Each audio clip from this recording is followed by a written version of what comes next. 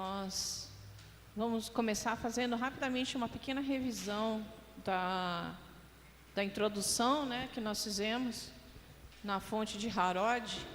Enquanto a gente vai fazendo uma pequena rápida revisão aqui, a gente também dá tempo para o pessoal que ainda não chegar a tempo de pegar o começo da parte 2.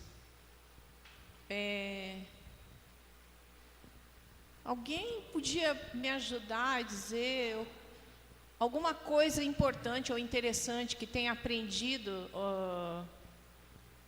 no domingo passado? Só para eu ter uma ideia do que vocês acharam, destacaram, né, daquilo que vocês aprenderam. Me ajudem, por favor, eu precisava da colaboração de vocês. Alguém, por favor? Voluntário, algum voluntário? Mateus, fala.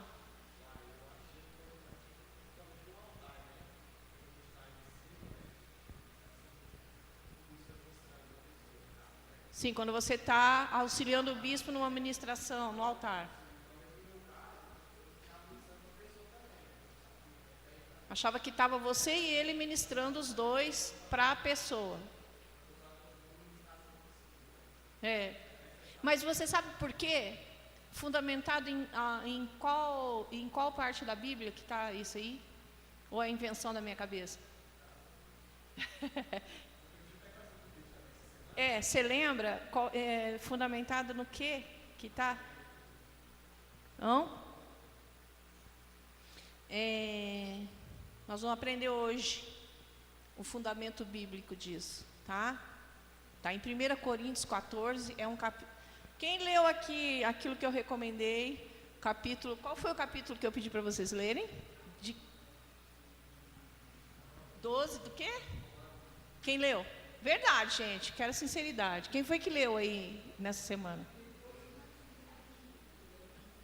Agora, tudo bem. Agora, se vocês não fizerem isso em casa, nessa semana vai ficar complicado, porque 1 Coríntios 14, de 29, o capítulo todo, né? Ele é o embasamento de praticamente tudo que eu estou ensinando aqui na introdução e na parte 2. A fundamentação bíblica de tudo isso que eu estou ensinando, tá? É para a gente entender que eu não estou ensinando nada da minha cabeça. O fundamento bíblico está aqui, ó, na mesa, a apostila do Mabia.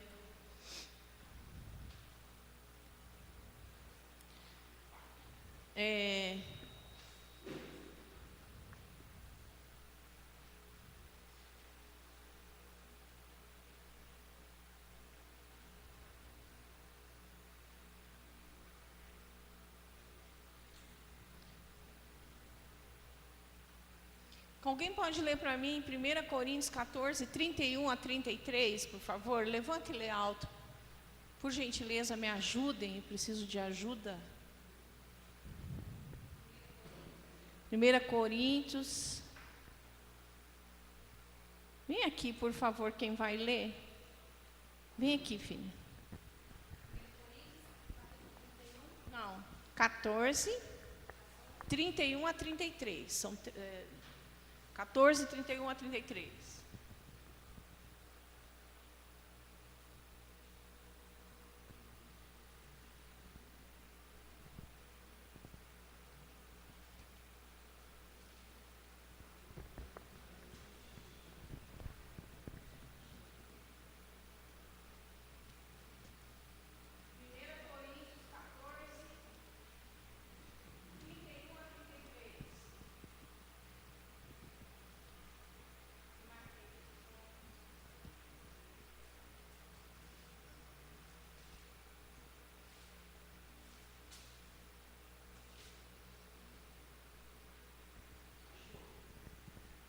Amém. Primeiramente, saúdo a todos com a paz do Senhor, amém? 1 Coríntios 14, 31 a 33. Porque todos podereis profetizar um após outro, para todos aprenderem a serem consolados. Os espíritos dos profetas estão sujeitos aos próprios profetas. Porque Deus não é de confusão, e sim de paz, como em todas as igrejas dos santos. Obrigada, irmã Bia. Então, aqui diz que todos nós podemos profetizar e ser usados por Deus e ministrar através dos dons espirituais, porém, um de cada vez, tá? Então, dentro da igreja do Senhor, não junta um monte de gente em volta de uma pessoa e ministra todo mundo, todos juntos em cima daquela pessoa. Isso não existe dentro da igreja cristã. Não se faz isso, né? Uma pessoa ministra. Ela pode sair dali e ser ministrada por outra pessoa de cada vez. Ela pode sair dali e ser ministrada por você lá no outro lugar, em outro momento. Mas não ao mesmo tempo, porque na igreja a gente, o mover do Espírito Santo usa um de cada vez. Então, para que a gente vem ajudar o bispo? Por que ele chama a gente? Porque a criatura recebe uma rajada aqui, que nem aconteceu já várias vezes, a pessoa cai no chão, bate cabeça e machuca. Entendeu? É para não machucar a pessoa, sai rodopiando, cai nas escadas aqui, bate com a cabeça numa quina. Já aconteceu de pessoas morrerem porque bateram com a cabeça numa quina e morrem dentro da igreja. E aí? É escândalo? Não pode acontecer isso, né? Então, quando você estiver aqui, você fica cuidando para que a pessoa não saia pulando, pinoteando e não se machuque. Ou se ela tiver de vestido curto, para que ela não fique envergonhada nos seus movimentos diante da igreja, para que ela não seja ridicularizada. Porque quando uma pessoa às vezes é tomada em movimentos, o corpo dela, o inimigo tem com a intenção de fazer com que essa pessoa seja ridicularizada, ou exposta, ou humilhada, e ou machucar ela, ou até matar, né? Porque o diabo ele vem para roubar, para destruir, para matar mesmo. E então a nossa função é não permitir que isso aconteça dentro da igreja, que uma pessoa não fique exposta, com a saia curta, se ela cai, é proteger, né? E agora nós vamos ver aí, agora nessa segunda apostila, qual é a essência, qual é o conceito que é a coluna central que deve conduzir sempre, quando a gente tiver alguma dúvida com relação ao que fazer, nós devemos primeiro pensar nessa referência que eu vou dar para vocês agora, na parte 2, né?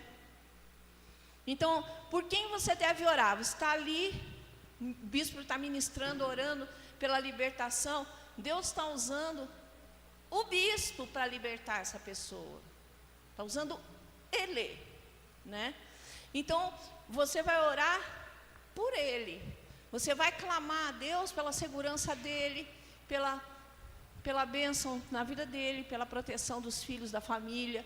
Você vai ficar ali intercedendo: Senhor, guarda teu servo, abençoa ele, Senhor, guarda a bispa e os filhos dele, guarda a casa dele. Enquanto ele está ali ministrando pela pessoa, sendo usado para libertar aquela pessoa, a intercessão, os intercessores, eles são levantados para interceder pelo ministro que está ali sendo usado por Deus para libertar as pessoas. Então os intercessores oram pelos ministros, o ministro da libertação, né? A pessoa que está ministrando a unção de libertação, as pessoas que estão aqui ministrando o louvor, são os ministros, são pessoas que estão na frente e estão expostas. E os intercessores, eles vão fazer uma retaguarda de oração para essas pessoas. Essa é a função do intercessor, é orar pelos que estão ministrando, tá? Isso é necessário que haja ordem. Os irmãos que estão com a Bíblia na mão, vejam que existe um subtítulo antes do verso 26 do capítulo 14 de 1 Coríntios. Existe um subtítulo que diz assim: a necessidade de ordem no culto, para que a igreja não vire um circo, uma bagunça, cada um fazendo aquilo que lhe dá na telha. Não é assim que funciona. As coisas de Deus, elas são figura daquilo que acontece no céu. E no céu existe uma ordem para ser feitas as coisas, e a gente deve procurar reproduzir essa ordem aqui na igreja, para que a igreja seja a figura do céu, né? Para que nós estejamos em cooperação de fato com o Espírito Santo. O que é cooperar? É operar junto. Cooperar, o cooperador, ele está fazendo algo junto, né? Em sincronicidade. Então, se um vai para lá e o outro vem para cá, já não existe uma cooperação, porque um está operando para lá e o outro está operando para cá. Então já tem uma divergência, um movimento de divisão que enfraquece a igreja, né? Tudo que nós queremos, na verdade, com esse treinamento, é fortalecer o nosso corpo, tornar a nós mesmos mais fortes, menos vulneráveis, né? Às coisas que podem acontecer, né, adiante, não só conosco, mas para todos os que estão conosco, para os nossos irmãos, nossos companheiros, né? O que a gente quer é que nós sejamos um destacamento forte. A gente quer impedir que as brechas por onde está vazando a unção, a graça, a força de Deus, sejam fechadas para que esse vaso ele venha transbordar, né? Que de fato a gente venha sentir cada vez mais e mais o crescimento, né, dessa obra e das nossas vidas individualmente também, né?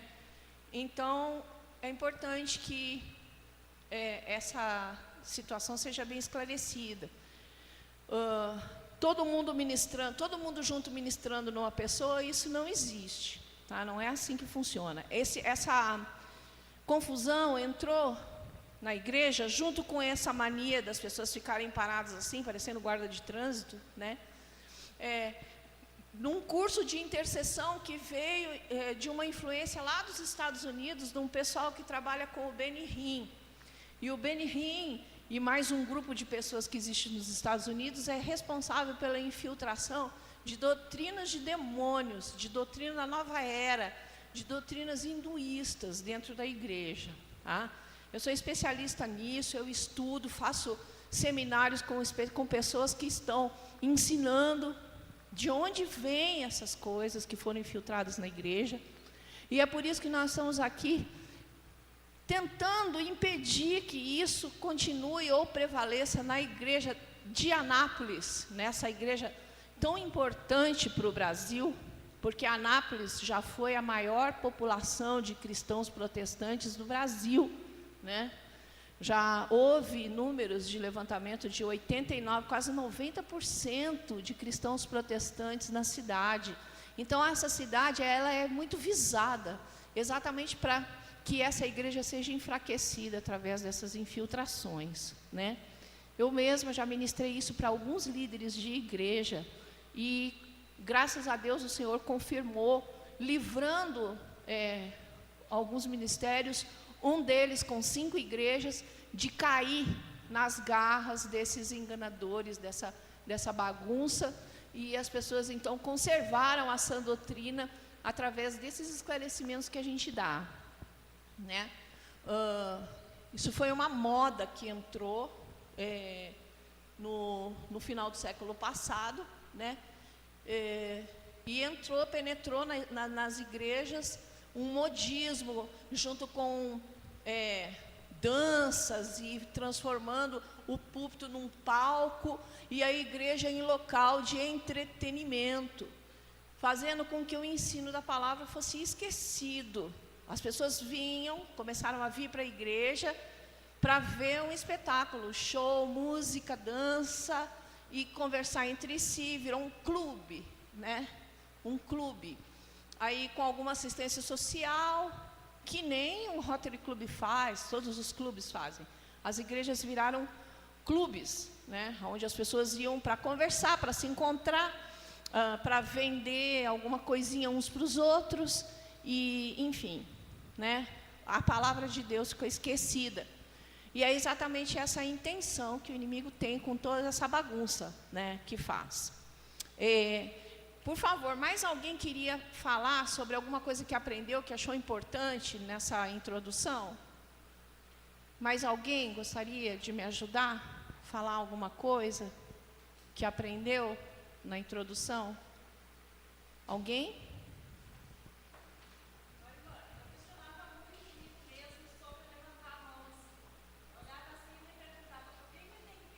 A questão da mão levantada, né?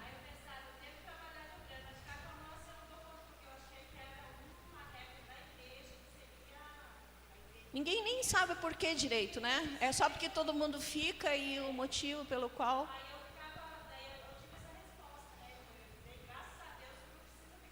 Amém. Vocês se lembram, está em 2 Timóteo, né? Vocês se lembram direitinho do embasamento bíblico, que a imposição de mãos é uma doutrina muito forte, muito séria da nossa doutrina cristã. É algo que não deve ser banalizado, ou seja, não é uma coisa que você deve ficar com a mão levantada o tempo todo. Quando o bispo chamar e falar, agora impõe a mão, vocês impõem a mão por ordem dele, porque a unção que está sobre ele passa sobre vocês para a igreja, amém? É assim que funciona, nós somos um batalhão, nós trabalhamos sob comando, nós temos um comandante aqui, vamos aprender a trabalhar, a funcionar assim, porque é muito bom. Sabe por quê? Porque a responsabilidade de tudo cai sobre o comando. E você faz por obediência, seja certo ou errado, não importa, você está obedecendo e você está sempre isento de toda retaliação, de todo mal, você está protegido, você está guardado, né? E quem responde por aquilo que você faz é o comando. Então, você está isento de toda a responsabilidade, né? Se você for esperto, numa guerra ruim e cruel como essa, é muito bom ficar atrás de um comando, né? E ter... Quem tem, é que nem pai e mãe, né? Quem tem não dá valor. Quem tem não dá valor. A gente só dá valor quando não tem, quando perde, né? Fala, ai, como era bom, né? Ter mãe, ter pai, para ensinar as coisas para a gente. Então, o comando é a mesma coisa. Alguém tem alguma dúvida com relação à questão da mão, da intercessão? Ficou tudo certo? Alguma coisa para ressaltar mais ainda? Vieram me perguntar com relação a Baal, né? Vieram me perguntar o que é. Se vocês quiserem tomar nota, na apostila número 1 tem, no segundo item, que é necessário conhecer o inimigo, né? É uma sigla. Então, se quiser anotar, aproveita agora, é a hora. Eu preciso que vocês tragam sempre todas as apostilas, tá? Uma Bíblia e uma caneta, porque é um curso, coisas que vocês precisam tomar nota. B de Beuzebu, A de Astarote, Astarote com T mudo no fim. O outro A é de Asmodeu, com O no fim. Asmodeu. Com O de otário no fim. E Leviatã, L de Leviatã. B de Beuzebu, A de Astarote, A de Asmodeu, L de Leviatã. Tá? São 4 principados que são comandados por um quinto elemento que são representados pelo pentagrama. Quando alguém fala assim, vai para o quinto dos infernos, né? O quinto dos infernos você já sabe quem é. Porque os 4 são esses, os 4 principados, e o quinto é quem comanda eles, que é que já foi... já serviu no altar do Senhor, né? Aquele lá, que pode às vezes até se apresentar como anjo de luz, falando coisas muito sábias, e que, para você saber qual é a diferença entre ele e um outro anjo, que não seja caído, você precisa ter um dom espiritual, chama-se discernimento de espíritos, porque senão você não consegue diferenciar. Você vai achar que é o Espírito Santo mesmo, tá? E ele está dentro das igrejas ministrando e fazendo coisas tremendas e maravilhosas, e todo mundo adorando, achando que está adorando o Senhor, achando que está adorando o Espírito Santo. Tá, vamos tomar cuidado com isso, porque não é brincadeira não. Mesmo que você não saiba, se você adorar, mesmo enganado, né, você é réu, é culpado de idolatria, amém? Porque se você tem uma Bíblia e você lê, o mínimo que é preciso é que você busque o dom espiritual, busque sabedoria para pedir a Deus que não deixe você ficar enganado com essas loucuras que estão acontecendo dentro das igrejas, amém? Então vamos começar na parte 2, manifestação dos dons espirituais durante o culto. A referência já foi lida aqui na frente, 29 a 33. Vimos que no verso 29, pede-se para que falem apenas 2 ou 3 e os outros julguem, que sejam usados 2 ou 3 dentro do culto e os outros julguem, né? No verso 30 diz: se porém vier revelação a outrem que estiver assentado, cale-se o primeiro. Então, todo mundo profetizando, todo mundo entregando revelação, cada um num canto da igreja, um tratando com o outro. Não é assim que funciona o negócio. Amém?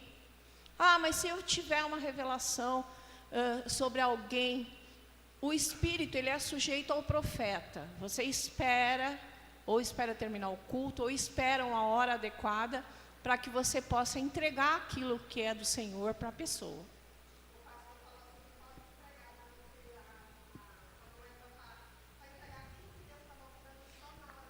Pois é, mas o pastor, ele passou para mim a autoridade de ensinar uma nova forma da gente trabalhar, né? Porque, eu vou explicar por quê. Porque existe um fundamento bíblico, é exatamente aquilo que eu estive conversando com ele, pedi para Deus confirmar. Quando que ele falou isso? Tá, você pode, só você pode esperar um pouco até o final do culto. Ninguém está dizendo que você não deve, não pode.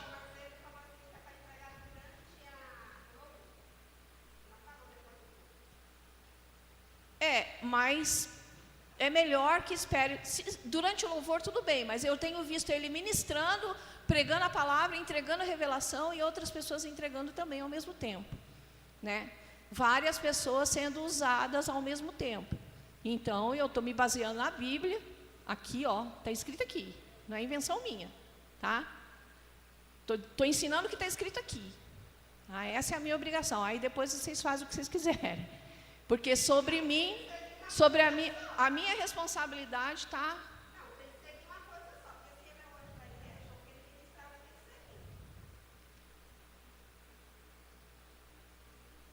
Tá, ele é o anjo da igreja. E o anjo da igreja foi quem me pôs aqui, para eu fazer o que eu estou fazendo.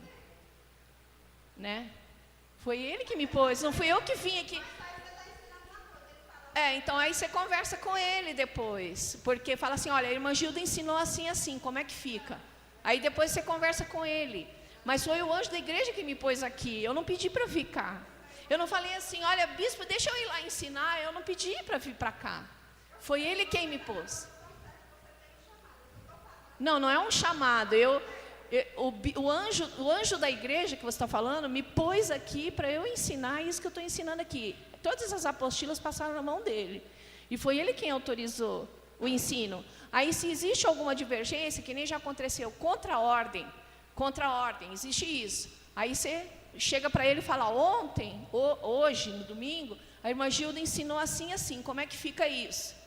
Aí você conversa de novo com ele. Tá? Porque eu estou ensinando uma coisa diferente do que ele ensinou para você. Então você chega e leva o assunto para ele resolver. Tá bom? Mais alguém com algum problema?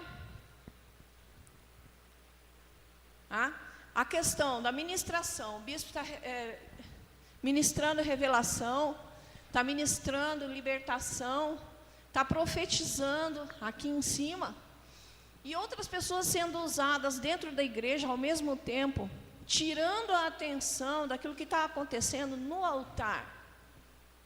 Tira a atenção das pessoas. Não só a pessoa que está sendo ministrada, mas um grupo de pessoas em volta dela. Algumas não conseguem nem enxergar o que está acontecendo aqui em cima do altar. Quem concorda comigo? Não é? Então, a gente sabe que qualquer coisa que tira a atenção da igreja, da ministração principal que acontece aqui em cima, não é bom. Não é uma coisa boa, porque divide a atenção, dispersa e tira a força daquilo que está sendo ministrado aqui, né? Parece que existe uma competição entre quem chama mais atenção dentro da igreja, né? Isso não é bom para ninguém, não é bom nem para quem está aqui sendo ministrado, as pessoas que estão assistindo, e nem para quem está fazendo parte do corpo de oficiais da igreja. Fala, Leandro.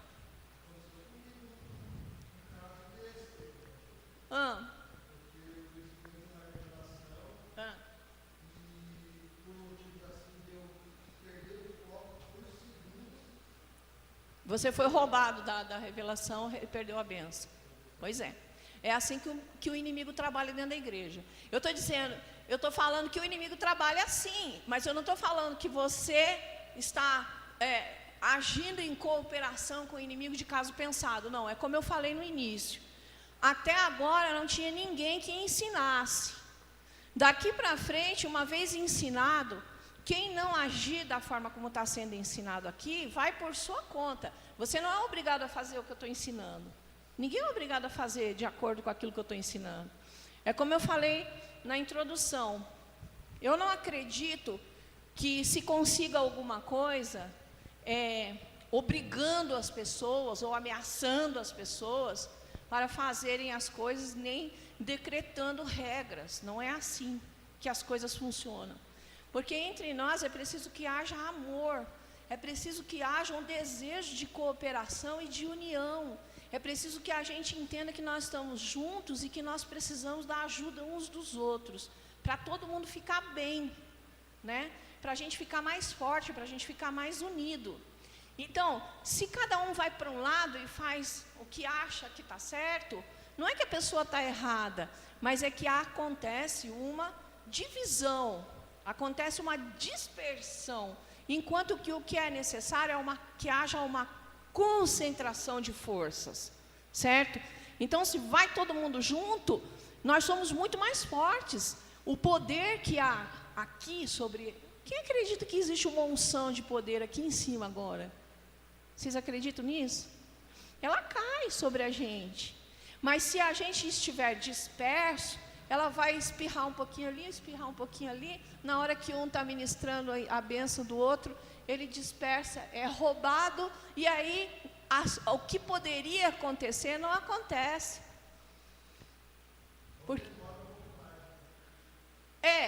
Se demora, nós já sofremos uma perda, porque o inimigo, ele sabe que a gente é mortal e que o tempo trabalha contra nós e em favor dele, né? Se ele atrasa a tua bênção e você fica ali naquele... Se você demora para receber, ao invés de você receber hoje, você vai receber daqui a um mês, ele sabe que nesse mês muita coisa pode acontecer e você talvez seja destruído na tua fé, ou seja balançado de alguma forma. Enfim, o negócio dele é ganhar tempo mesmo. Se ele puder bicar e roubar e impedir que as coisas aconteçam, o placar está em favor dele, né? Então é o quê? Falta da gente se juntar para que essas coisas não aconteçam, né? Então vamos seguir aqui. Na Bíblia estava vendo. Se porém vier revelação, está escrito, 1 Coríntios capítulo 14, verso 30. Está escrito na Bíblia. Se porém vier revelação a outrem, que esteja assentado, cale-se o primeiro, porque todos podereis profetizar, um após o outro, para todos aprenderem e serem consolados. Então, é um após o outro, é um de cada vez. Isso significa que a gente não é tomado por um poder que a gente não consegue controlar, e a gente tem que a gente não... Não, isso não existe. O Espírito Santo, ele não trabalha assim. O Espírito de Deus, o Espírito do profeta é sujeito ao profeta.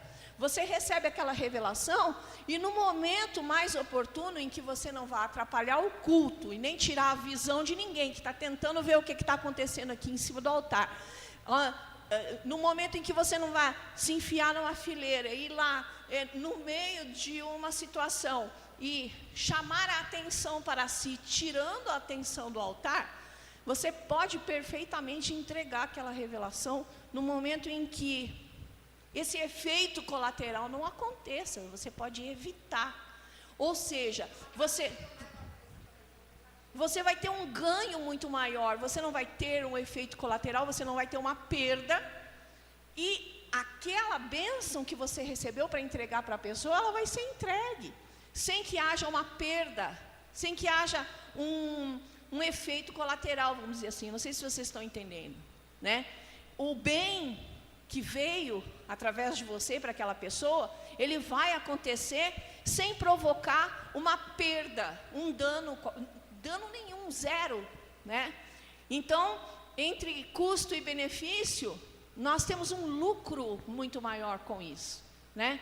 E é uma atitude de proteção para a igreja, é de respeito com as pessoas que estão sendo ministradas. Às vezes a pessoa está ali, ela está, que nem o Leandro, ela está naquele momento em que um mistério está acontecendo na vida dela. De repente vem alguém aqui e começa uma outra situação que é paralela, uma situação paralela. Ela vai dividir a atenção dela, mesmo que ela não queira. Por mais que ela queira continuar prestando atenção no que está acontecendo com ela, ela vai ser roubada. Pelo menos em parte, ela vai ser roubada daquilo que ela está recebendo. Então, aos pouquinhos a gente tem que se esforçar por amor às pessoas, por desejo de proteger as pessoas que estão aqui, né? De que muito menos através de nós elas sejam roubadas, Deus me livre, né? Então, procurar fazer a coisa de um jeito que não cause esse prejuízo, né? 31. Porque todos podeis profetizar um após o outro, para todos aprenderem e serem consolados. Então tem mais aqui, bastante, que depois a gente vai ver. Durante muitas gerações, a manifestação de dons espirituais foi intimidada nas reuniões pentecostais através de má interpretação desse capítulo todo, né? Incluindo o versículo 34, vou ler. Conservem-se as mulheres caladas nas igrejas, porque não lhes é permitido falar. E eu estou falando, mas estejam submissas, como também a lei o determina, né? Esse trecho que eu estou lendo, ele foi usado durante um tempo para reprimir a manifestação dos dons espirituais dentro da igreja, fazendo com que as pessoas se sentissem constrangidas em ser usadas pelo Espírito Santo, e até mesmo para manter as mulheres em uma posição, de engessadas e amordaçadas, sem poder serem usadas dentro da igreja, né? Muitas outras citações como essa, feitas por Paulo às igrejas primitivas, também foram usadas, porque era necessário manter uma conduta que não escandalizasse a cultura local. Para isso, este e outros trechos foram direcionados às igrejas primitivas, para evitar alguns problemas específicos daquelas comunidades, mais ou menos como estamos fazendo nesse estudo específico para o ministério do Bispo Anderson. Ou seja, muitos trechos que foram escritos por Paulo para as igrejas primitivas eram tão específicos para aquelas igrejas quanto esse estudo aqui está sendo específico para o ministério do Bispo Anderson. Não sei se vocês estão entendendo. Por exemplo, Paulo, ele quis estabelecer na igreja primitiva um diferencial importante, mantendo as mulheres da igreja cristã sob proteção. Por quê? Porque a igreja tinha templos de outros deuses, de deuses estranhos e esquisitos, aonde os homens daquela época iam para ver as mulheres em uma situação de exposição. Ou seja, nesses templos as mulheres, elas falavam, elas se movimentavam, elas dançavam, elas faziam muitas coisas que era proibido naquela época as mulheres fazerem. Então, elas faziam dentro desses templos. E os caras iam para dentro desses templos só para ver as mulherzadas lá, fazendo tudo que elas não podiam fazer. Naquela época, gente, só as prostitutas falavam com qualquer homem que não fosse o homem da família delas. Elas não podiam falar com ninguém. Por isso, Paulo deixou determinadas instruções para que as mulheres cristãs fossem protegidas, né? E não fossem confundidas com mulheres de outros templos, porque os caras que iam para aqueles templos daqueles deuses lá, os caras que iam para aqueles templos, eles iam para as igrejas primitivas para olhar as nossas mulheres também, as mulheres de Jesus. Eles iam para lá para olhar as mulheres lá, né? Então, o que Paulo fez? Ele pediu para que as mulheres cobrissem o rosto com um véu, para que elas pudessem profetizar, para que elas pudessem ter liberdade para falar da parte do Espírito Santo, sem que elas fossem reconhecidas na rua depois por aqueles caras que iam lá só para ver as mulheres, entendeu? As mulheres que falavam em público, como elas faziam, as sacerdotisas de outros deuses faziam e tal, elas eram identificadas na rua como mulheres que ninguém respeitava. Elas eram assediadas, elas eram tidas como mulheres que não mereciam o respeito dos homens. Amém? Então, o que Paulo fez? Ele estabeleceu dentro da igreja um sistema para que as nossas mulheres, as mulheres cristãs, não fossem expostas como as sacerdotisas dos outros templos eram também, né? E o véu era para que elas não fossem reconhecidas na rua, porque se acaso ela falasse em público, fosse usada por Deus e Deus levantasse e falasse e tal, e ela fosse usada pelo Espírito Santo, quem estava lá só para bisoiar não ia poder reconhecer aquela mulher na rua. Ela estava protegida, a honra dela estava protegida. Agora, trazer isso para o nosso tempo, né? Isso é uma coisa absurda, porque é totalmente fora de propósito.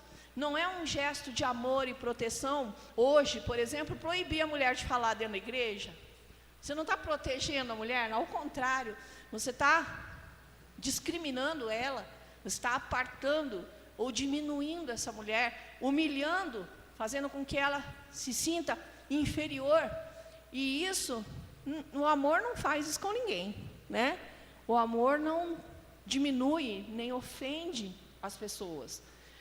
Tudo que é feito com amor é feito para que a pessoa seja preservada e seja valorizada e não humilhada, né? Então, se criou seitas até com esse negócio do véu, né? Que a mulher tem que usar o véu, e hoje é totalmente fora de propósito.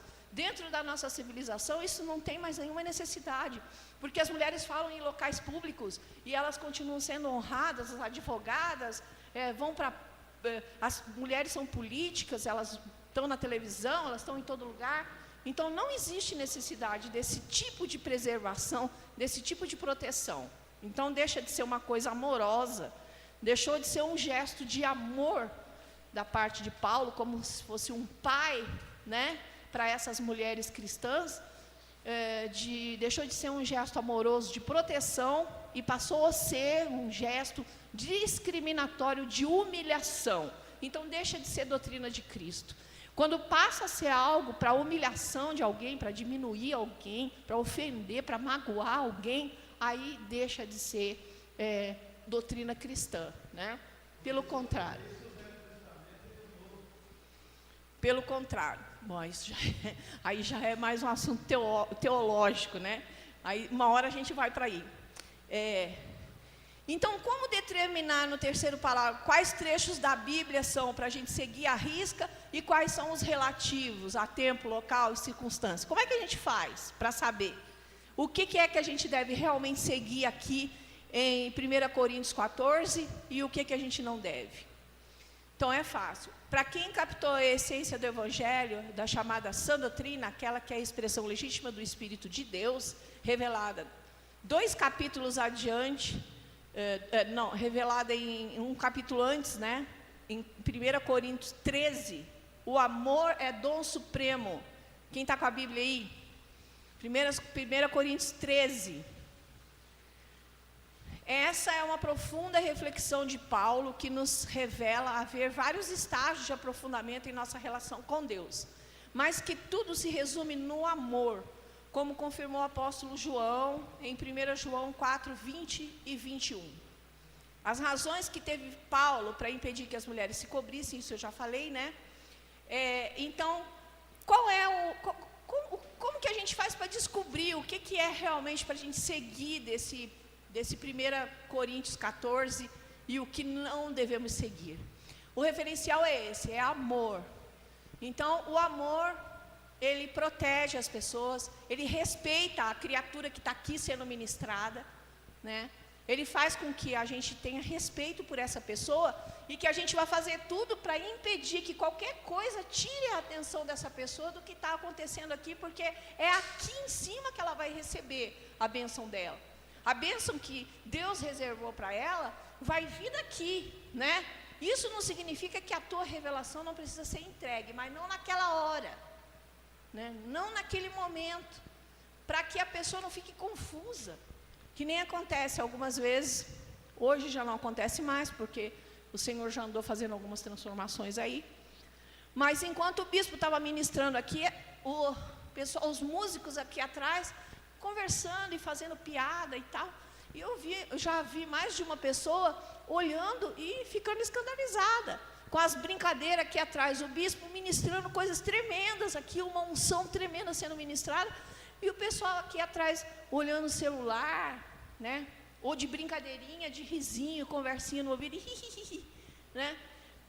Então as pessoas não estão nem ouvindo, as pessoas não estão nem prestando atenção. Se as pessoas que trabalham com o bispo não estão nem prestando atenção no que está sendo ministrado, que dirá a pessoa que está ali? Ela está olhando tanto o bispo que está aqui, quanto o que está acontecendo atrás.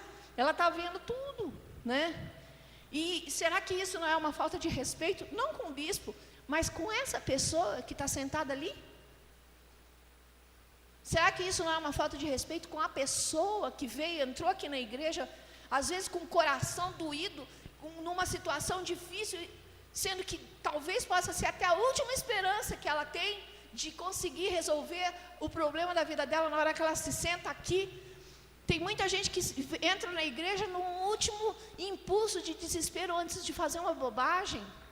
E se aquela esperança que ela tem é perdida naquele momento? O que ela vai fazer daqui para frente? Se ela vai sair daqui e fazer uma bobagem, atentar até contra a própria vida? Alguém vai responder por isso. Alguém responde por isso, né? Então as pessoas vêm aqui, não é para assistir um espetáculo, elas vêm aqui porque elas estão desesperadas, porque o coração delas está doendo, porque elas têm alguma causa que elas não sabem o que elas vão fazer, e a última esperança delas talvez seja entrar aqui e que Deus tenha misericórdia dela para dizer para ela alguma coisa que faça com que ela não acabe de pirar da cabeça de uma vez, né? Então é preciso ter muita consideração com essas pessoas, amém? Proibir mulher de cortar cabelo, já falei que hoje em dia, no século 20 e 21, obrigar a usar véu na cabeça, nada tem a ver com zelo ou com amor, então não é para nós. Se não tem a ver com proteção, respeito, amor e consideração, não é para nós, amém? Nós só temos compromisso com aquilo que diz respeito a respeito, proteção, zelo, consideração, amor, carinho, né? Paciência. É com isso que a gente tem compromisso. A essência da doutrina cristã ela está fundamentada nisso aí. Diz assim: você pode até atear fogo a si próprio, doar tudo que tem aos pobres, se você não tiver amor, não vale nada. Essa é a regra de ouro que vale para avaliar qualquer parte específica da doutrina cristã. Seja lá o que você faz. Se escandaliza alguém, se com aquilo você está ferindo, enganando ou causando sofrimento a alguém, não faça. Em 2 Coríntios 8, temos uma longa e profunda reflexão sobre qual é a referência máxima que devemos usar para nos orientar em nossa conduta como cristãos. 2 Coríntios 8 a 13. Vamos ler. Segunda carta aos Coríntios.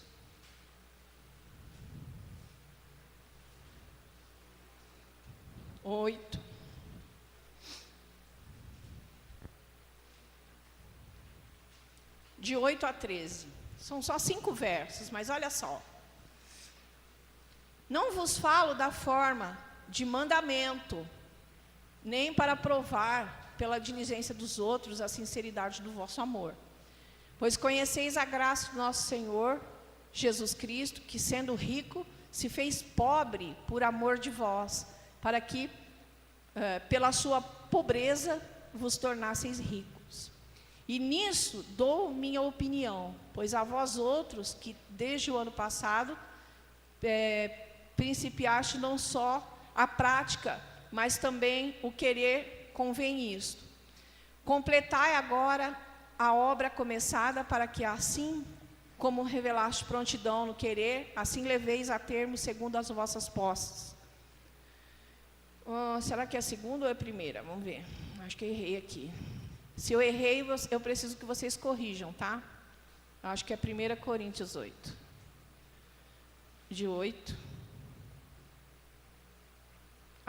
É primeira, por favor, corrijam aí. É 1 Coríntios, tá? Na apostila aí. Na segunda página aí, o primeiro parágrafo. Como cristãos, aí tá 2 Coríntios 8, coloquem 1 aí. Então, é assim, não é a comida que nos recomendará a Deus, pois nada perdemos se não comermos e nada ganharmos se não comermos. Vede, porém, que essa vossa liberdade não venha de algum modo a ser tropeço para os fracos.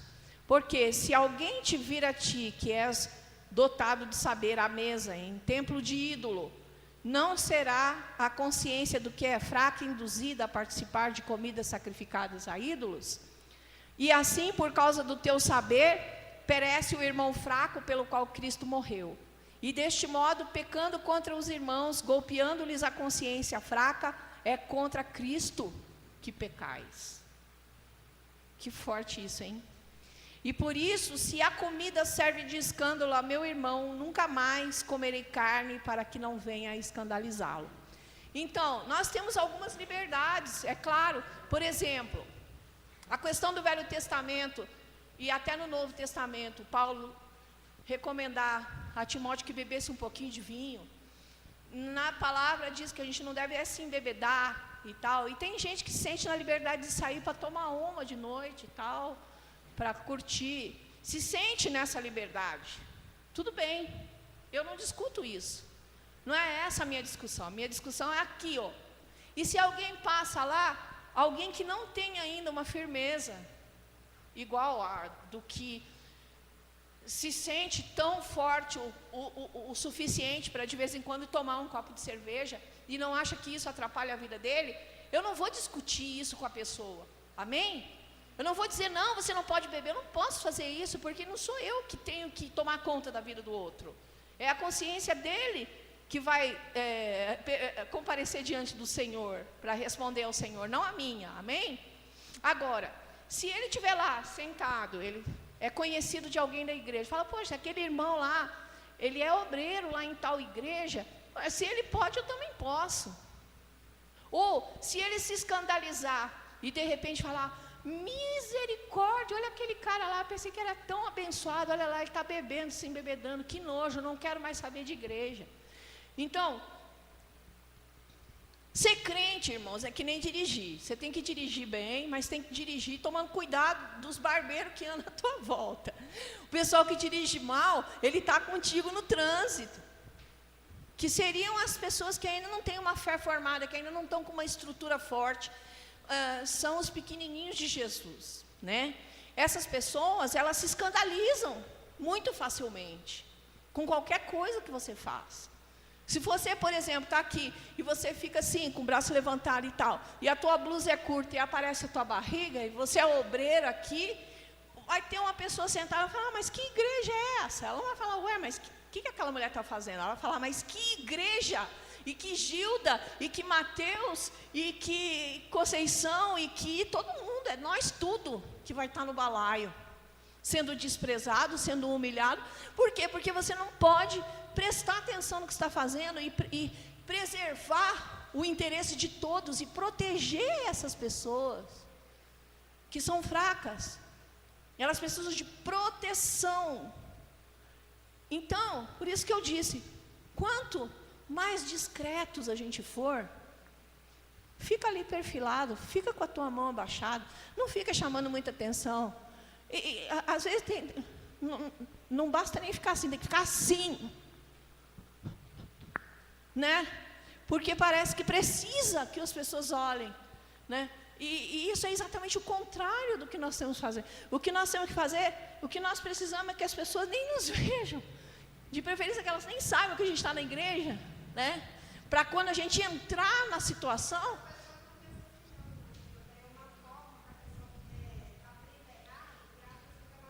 Então, mas a nossa intenção é justamente essa.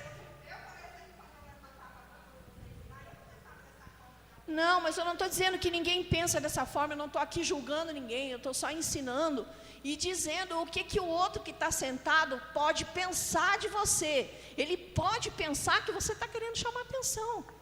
A pessoa pode chegar a essa conclusão, mesmo que a tua intenção não seja essa, a pessoa fica achando que você também quer ser ali, de alguma forma, um destaque dentro da igreja, né? E, na verdade, se todos nós ficarmos invisíveis e muito discretos, e ninguém nos enxergar, as pessoas vão ver Jesus aqui. Elas vão ver Jesus. E foi para ver Jesus que elas vieram para a igreja. Foi para ver Jesus, Cristo de Nazaré, que essas pessoas vieram aqui. E quanto menos aparecer outros que não sejam Jesus, mais chance aquela pessoa tem de ver Jesus, de ouvir Jesus e de receber aquilo que ela precisa da parte de Jesus, né? Da parte do Senhor. É de Jesus que ela precisa. Então, como é que a gente ajuda essa pessoa a realmente conseguir chegar, tocar a orla da roupa, das vestes do Senhor? É desaparecendo dentro da igreja. Amém? Se o Espírito está sujeito ao profeta, aqui, ó, o grande diferencial da doutrina cristã, no que está certo ou errado, o grande diferencial da doutrina cristã é que a referência dessa doutrina não é no que está certo ou errado, mas sim no que agrada a Deus e ao nosso próximo, e o que não agrada a Deus e atrapalha a criatura que está do nosso lado. Amém? Não, o que é mais incrível nos ensinamentos de Jesus é que ele não veio aqui dizer, olha, isso é certo, isso é errado. Ele não veio pregar uma lei. Ele veio dizer assim, olha, isso aqui e isso agrada o meu Pai. Agrada o teu próximo. Porque o Senhor Jesus, ele não veio aqui para agradar a si próprio. Ele veio aqui para nos servir. Ele veio aqui para dar a vida dele em troca da nossa, né? E se nós somos discípulos de Cristo, a gente tem que seguir a doutrina que ele deixou. Ou seja, não importa se está certo, se está errado, se você fez com essa ou aquela intenção, se você está atrapalhando os outros, então é importante que você se dê conta disso e que você mude a tua atitude de modo a não atrapalhar mais, mas ao contrário, a contribuir, a ajudar essas pessoas. Seja lá o que você estiver fazendo, independente se é certo ou errado, de ter razão ou não, se estiver causando aflição, sofrimento, se estiver atrapalhando, aborrecendo alguém, então não faça, né? Abra mão em favor daquele que sofre. Uma vez um casal me chamou em casa e me contou alguns problemas e me pediu que eu ajudasse aquela situação entre os dois, que eu mediasse a situação entre o esposo e a esposa. Do lado, do outro. Aí eu perguntei assim: vem cá, me diz uma coisa, você teria condições de ceder isso, isso e isso em favor dele, para ajudar ele a lidar com essa situação? Aí essa pessoa me respondeu: eu não dou conta, eu não aguento, e isso, isso, isso, isso. Aí eu virei para o outro, falei: vem cá, você daria conta de ceder nisso, nisso e nisso, para ajudar a outra, essa outra pessoa, a lidar com essa situação? Você cederia em favor dela? Ele disse sim. Eu falei: pronto, então você é o forte. O forte é o que dá conta de ceder em favor do outro. Ah, você precisa lavar esse carro, você precisa comprar essa moto, você precisa mais do que qualquer coisa no mundo, você não pode abrir mão disso. Não lava o carro em tal hora, ou não compra essa motocicleta bendita. Faz a vontade dela, ela não quer. Dá conta? Dou. Então pronto, ele é o forte. A gente tem sempre que ver quem dos dois é o forte, e o fraco é aquele que eu não dou conta, eu preciso que seja daquele jeito. Ele precisa que as atenções dele sejam atendidas de qualquer jeito. Entendeu? Ele não consegue ceder, ele não tem como abrir mão. Ele não dá conta, não adianta você exigir dele, não, de agora em diante, não dá conta, ele vai se despedaçar inteirinho, ele vai virar uma geleia. Então é uma judiação fazer isso com a pessoa, ele não dá conta. Então você vai no outro e fala: vem cá, você tem condição de ceder em favor dessa criatura aqui, para ele dar conta de seguir nessa situação? Ajuda aí. Não, tudo bem. Então pronto. Então a gente definiu quem é o forte e quem é o fraco. O fraco é aquele que não dá conta. Ele precisa que você ceda em favor dele. Ele precisa que as coisas sejam feitas daquele jeito. Ele precisa que as necessidades dele sejam atendidas urgentemente. Ele não pode abrir mão daquilo, porque senão ele sofre muito. Então deixa ele. Amém? Se você pode suportar aquilo, abre mão, deixa ele. Se está certo, se está errado, não importa. Não é essa a questão. Jesus não quer saber se está certo, se está errado. Jesus quer saber quem é o forte que pode ceder em favor do fraco. Amém?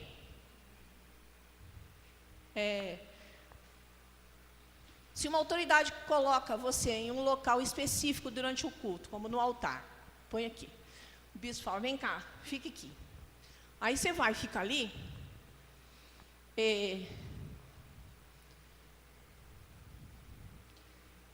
E você sente que deve orar por uma pessoa. Você sente que você tem que entregar uma revelação. Tá na hora do louvor. Você viu que não vai atrapalhar ninguém. Aí você vai descer do altar, não pode. Você não pode sair do seu posto. Você vai procurar um oficial que não esteja naquela escala.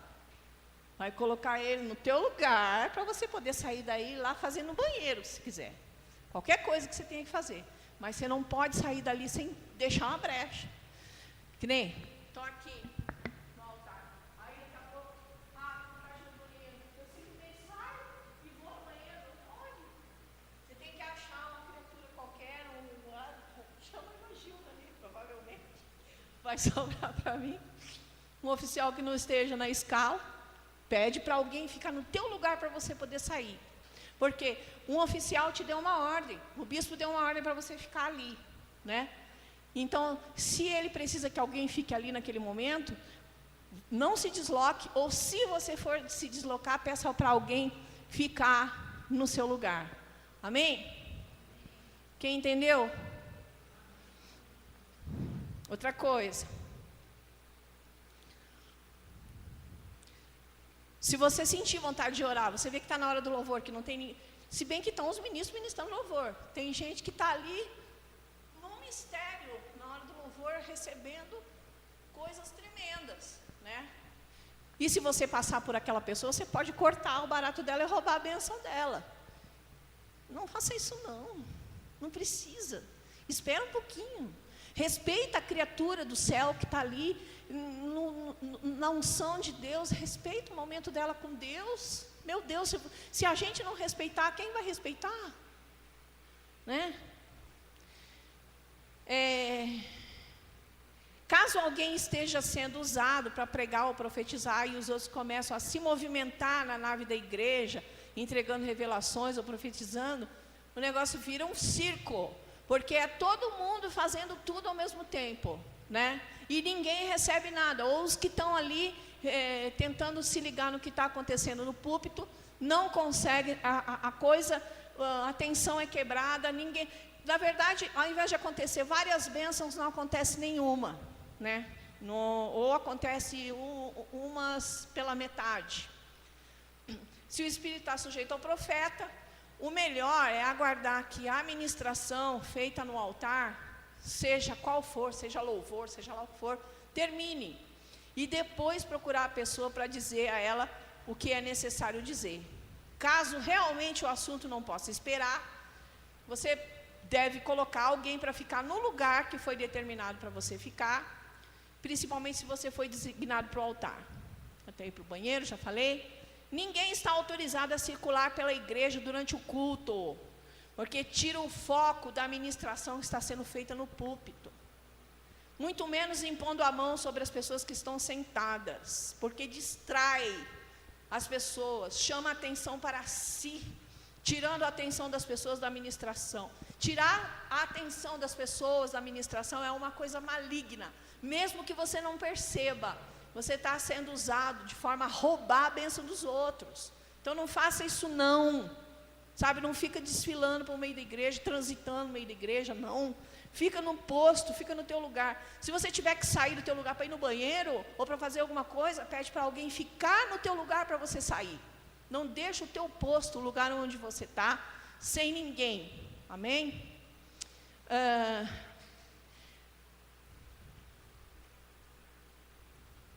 Já falei do negócio de pessoas ficar no altar, em cima do altar, dando risada. Quem está vendo de lá para cá fica escandalizado. Já vi gente se levantar e sair da igreja no meio do culto por causa disso, por causa de acontecendo aqui atrás. A pessoa falou, quer saber, levantou e saiu da igreja. Os oficiais precisam se concentrar, focando em suas orações pelo bispo e a família. Os intercessores que são escalados, por favor, entendam que a intercessão é feita para os ministros, para as pessoas que estão ministrando, né? Não tem nenhum cristão intercedendo por mim aqui, mas Deus tenha misericórdia da minha vida. Mas qualquer pessoa que esteja ministrando precisa de algum intercessor clamando pela vida dela. Precisa de pessoas no templo clamando pela vida do ministro. Não é pelas pessoas que estão sentadas na igreja. É clamando pelas pessoas que estão ministrando. Amém? A intercessão é para isso. A gente precisa prestar atenção na pregação que está sendo ministrada. Quando o bispo profetiza alguma coisa, os oficiais devem receber aquela profecia, devem dar glória a Deus. Eu não vejo as pessoas dando glória a Deus dentro da igreja, em resposta ao que o bispo está ministrando, falando amém quando ele pede, quando ele pergunta, né? Falando glória a Deus. Quem quer fala glória a Deus. Eu não vejo os ministros, eu vejo só a igreja respondendo. Então é legal a gente participar do culto também, né? Para a gente não perder nossa bênção. Melhor prestar atenção no que está sendo feito por Deus no lugar. Se Deus mostrar algo, melhor é esperar que o culto acabe. Melhor é esperar. Se você não pode esperar, não tem problema. Mas o melhor é fazer isso depois do culto. Amém? Isso garante que a atenção do próprio oficial, a pessoa que está ministrando aqui, não é dispersa. A pessoa não perde o rumo, né, da bênção que ela está ministrando lá. a tarefa principal dos oficiais da igreja é exatamente essa. Eu já falei isso na introdução, vou falar de novo. Caso alguém se manifeste tirando a atenção da igreja no que está sendo ministrado, a função do oficial é resolver a situação e levá-la para fora da igreja, de modo que a ministração não seja interrompida. Infelizmente, o que vemos é justamente o inverso. Os próprios oficiais e músicos disputando com o altar a atenção da igreja. Amém?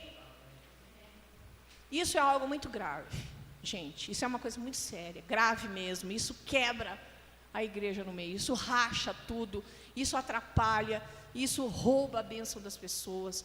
Então, se a gente puder fazer essa concessão, ceder um pouco em favor do bem comum, ceder seus impulsos individuais, suas necessidades individuais, em favor do bem comum do corpo, de uma cooperação mais ajuntada, mais ajustada, né, entre os indivíduos, entre os elementos. Se você puder fazer essa concessão, você vai ajudar bastante no fortalecimento desse corpo. Esse curso tem o objetivo de isentar o anjo da igreja da responsabilidade de responder por ações que estão fora do modelo de funcionamento das milícias celestiais. Ou seja, nós devemos agir em cooperação com os cavaleiros e milicianos dos exércitos dos céus, comandados pelo Senhor dos Senhores. Cooperar, isso eu já falei, significa isso. Se não dermos ao anjo da igreja, ou seja, o bispo Anderson, a prioridade para a ministração, ficando na retaguarda, enquanto ele avança com o louvor na linha de frente, então nós não estaremos em cooperação com as milícias dos céus, presentes no serviço. Porque a formação dos exércitos de Israel tem o louvor, o sacerdote e o rei na linha de frente. E o exército, os milicianos, vêm atrás. Esse é um exército bem doido. Vamos ler aqui, 2 Crônicas. Quer saber qual é o exército mais louco da face da terra? Foi o exército onde você se alistou, você está alistado nele. 2 Crônicas 20. Não existe um exército mais absurdo do que esse do qual você faz parte. 2 Crônicas 20. 21, versos 21 e 22. Capítulo 20, versos 21 e 22. Então diz assim: pela manhã cedo se levantaram e saíram ao deserto de Tecô. Ao saírem eles, pôs-se Josafá em pé e disse: Oi? É verdade. Eu falei 2 Crônicas 20, versos 21. Aconselhou-se com o povo e ordenou cantores para o Senhor que, vestidos de ornamentos sagrados e marchando à frente do exército, louvassem o Senhor, dizendo: rendei graças ao Senhor, porque a sua misericórdia dura para sempre. Tendo eles começado a cantar e a dar louvores, pôs o Senhor emboscado contra os filhos de Amon e Moabe, e do monte Seir, que vieram contra Judá, e foram desbaratados. Então, aqui é um modelo de como é que o exército de Israel se alinha. É assim que são as milícias do céu, eles funcionam desse jeito. Na frente está o louvor, o rei e o sacerdote. Os soldados, eles vêm atrás, é o exército mais improvável. Pensa num exército absurdo. É esse, é o nosso, amém? Esse exército é conhecido por ser absurdo. A primeira linha do grupo de levitas, presta atenção, quando a gente vê Israel se movendo, que nem carregando a arca, fazendo alguma festividade, a primeira linha do louvor na frente, sabe o que vai? O que existe de mais frágil e de mais delicado em Israel, que são as virgens, tocando os pandeirinhos de fita. É a vanguarda do exército, gente. E os instrumentistas vêm depois, os levitas, atrás das virgens, e atrás dos levitas vem o sacerdote e o rei. Quer dizer, as coisas mais frágeis e delicadas são as que eles põem na frente do exército. Como é que pode? Linha de frente no exército normalmente é o quê? São os fuzileiros, são os guerreiros, são as armas. Não, não é assim que a gente luta. Porque a nossa força a força do Senhor, ela vem do Senhor, não do nosso braço, nem da nossa capacidade de guerrear, nem da nossa capacidade de ser isso ou aquilo. A nossa força vem do Senhor. Então, na frente estão os levitas. Nós somos a retaguarda, somos os intercessores, são aqueles que vêm repreendendo tudo que existe de mal, pedindo para o Senhor guardar, meu Deus, guarda as virgens que estão lá na frente com o pandeirinho. Misericórdia, tem misericórdia. A gente deve clamar, interceder e pedir em favor dos que estão à frente ministrando. O bispo Anderson é um ministro nessa igreja, ele é o anjo dessa igreja. Portanto, quando ele estiver ministrando, quando ele der alguma orientação, que nem ele na Santa Ceia, ele pediu que alinhasse os obreiros aqui, falou, agora impõe a mão e faz. E aí nós impomos, aí nós fazemos tudo sob o comando dele, né? E vamos procurar agir o mínimo possível por conta própria, não fazer nada que não tenha sido ordenado por ele dentro da igreja naquela hora, porque ele sobe para o monte e Deus orienta ele, dá a direção para ele de como ele deve ministrar o culto. Então ele precisa usar os que estão aqui para fazer a coisa do jeito que Deus mostrou para ele fazer. Amém? A gente tem que compor, né? Com ele, pode falar. Ah, tá. Pensei que você queria falar alguma coisa. O mesmo se aplica ao louvor.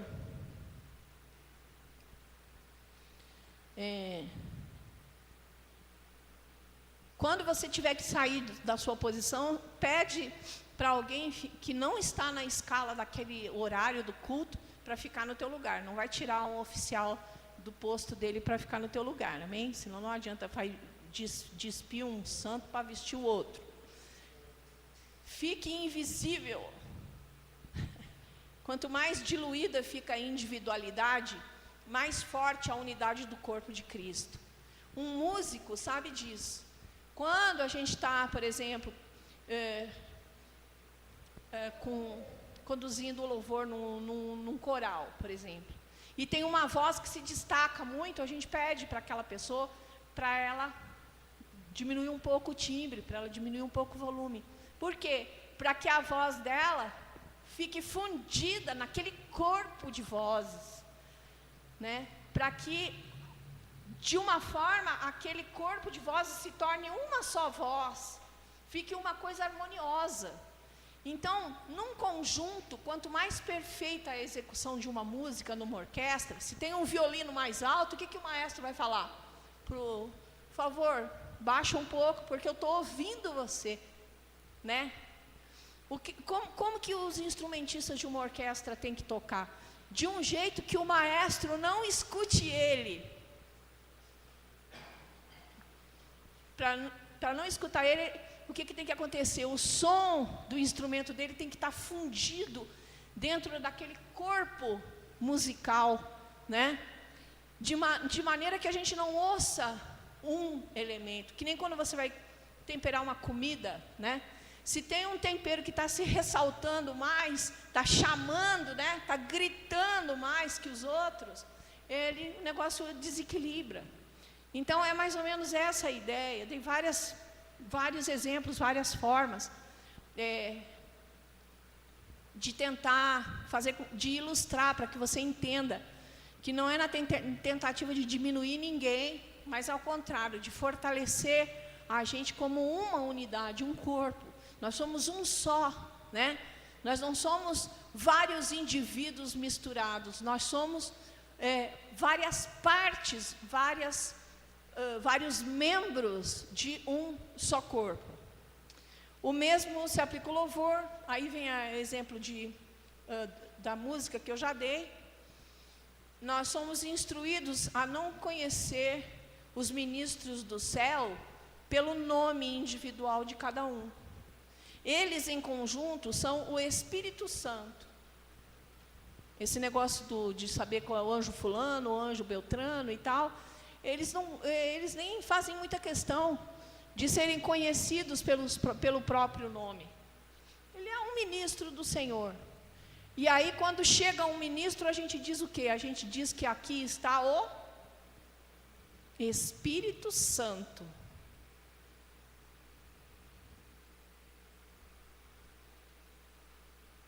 Entenderam isso? Só um tem um comando. Se você tentar adorar um anjo, eles não vão te consentir. E ele vai dizer para você que você é superior a ele. Se você tentar adorar um anjo e conversar com ele, ele vai falar, não me adora não, que você é maior que eu. Porque você tem um corpo, você tem que lutar contra os seus impulsos e tal, para conseguir se manter na presença de Deus. Eu não, para mim é mais fácil, eu sou um ser espiritual, eu já estou na presença de Deus. Eles acreditam que nós somos superiores a eles. Vocês sabiam disso? Está na Bíblia. Os anjos acham que os seres humanos que são cristãos e servos do Senhor, eles nos consideram em uma escala hierárquica superior a deles.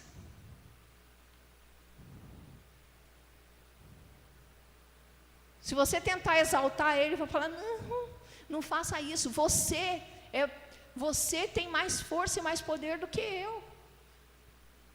Porque você tem a tua carne para dominar, eu não tenho corpo. Ele te dirá que estamos todos aqui lutando a mesma guerra, sob o comando do mesmo Senhor. Ele vai dizer, não, nós somos soldados da mesma batalha, não me adora não, né? Eu não sou melhor do que você. Está no livro de Daniel. Daniel, né, era um cara que conversava com anjo, então ele deixou um registro para a gente de como é que é o negócio, né? Ele deixou o registro na Bíblia para a gente saber, né?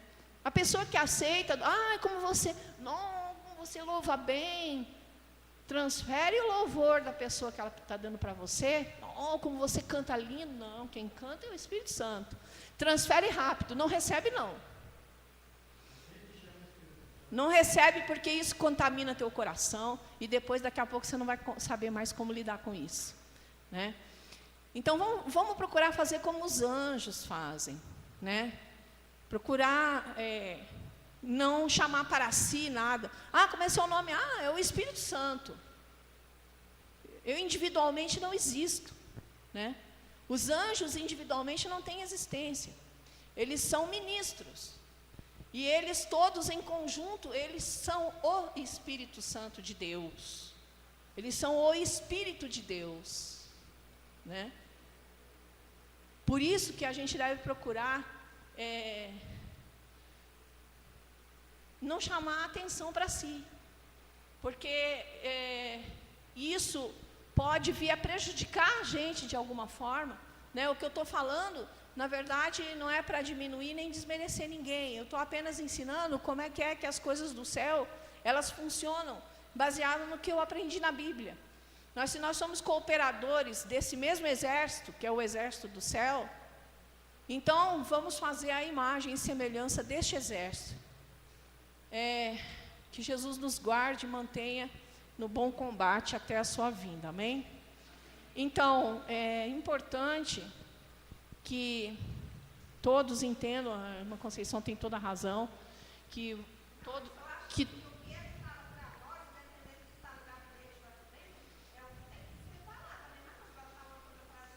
mas existem a contra-ordem, e se eu dei uma contra-ordem, ela precisa ser conferida de novo com a autoridade. Então, eu quero pedir para a irmã Conceição, por favor, para levar essa situação para ele e conversar com ele novamente. Não é ficar com esse conflito.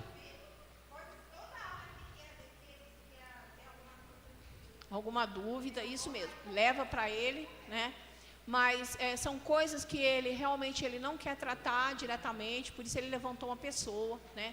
Para dar embasamento bíblico para vocês, para ensinar, evitar que essas coisas aconteçam e que exista e que persista essa situação, para que a gente possa começar um procedimento novo.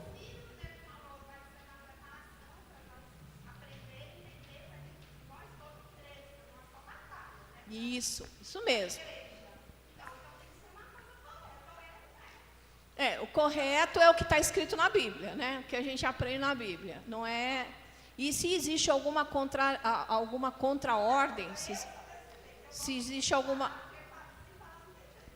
Mas tem que ser mesmo, por isso que eu falei que você tem razão, você tem que falar, se existe alguma contradição, ela precisa ser esclarecida, para que não aconteça e não cause e não gere dúvida. O fato é que nós estamos tentando fazer as coisas de um jeito diferente do que foi feito até agora, porque causou vários problemas. A irmã Bia já relatou algumas situações e tal, para a gente evitar, inclusive, comentários de outras pessoas que saem da igreja falando um monte de coisa,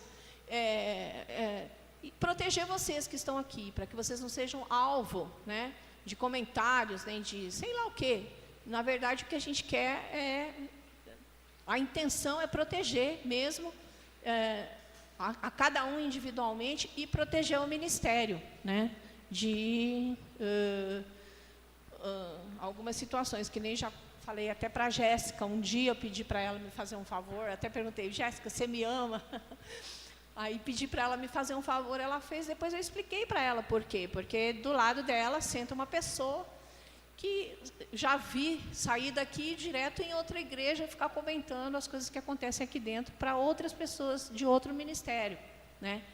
Então, para proteger a gente dessas pessoas que fazem esse serviço, a gente não sabe que existem pessoas que fazem esse serviço, que saem daqui para ir falar o que acontece aqui dentro, noutra igreja, né? Então,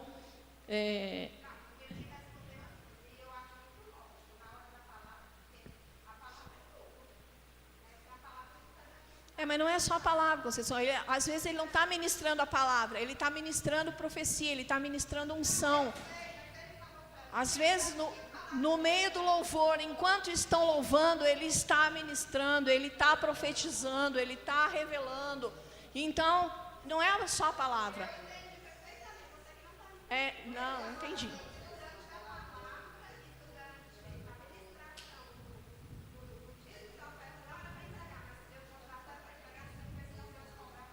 Não tem isso. Isso aí eu posso sentar com você, então vamos ao gabinete nós três. Vamos ao gabinete nós três. Essa história de Deus cobrar, não cobra. Isso é uma bobagem, isso não existe na Bíblia. Você pode perfeitamente esperar um momento oportuno em que não vai atrapalhar o culto para entregar. E Deus não vai te cobrar, não. Isso eu posso falar na presença dEle, tá? E tem muita coisa que eu tenho colocado que... por isso mesmo o bispo, ele me deu essa autoridade para eu vir ensinar, porque tem muitas coisas que ele mesmo refletiu e viu que era melhor mudar. Tá? Então, ele mesmo refletiu e viu que era melhor mudar. Então, é bom você conferir com ele, a gente pode ir os três para o gabinete, a gente, numa boa, com todo carinho, tá? Não existe problema.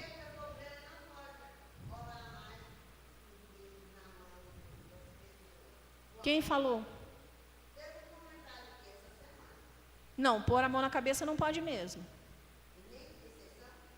Não. Olha, eu tenho um vídeo gravado de tudo que eu falo aqui, tá?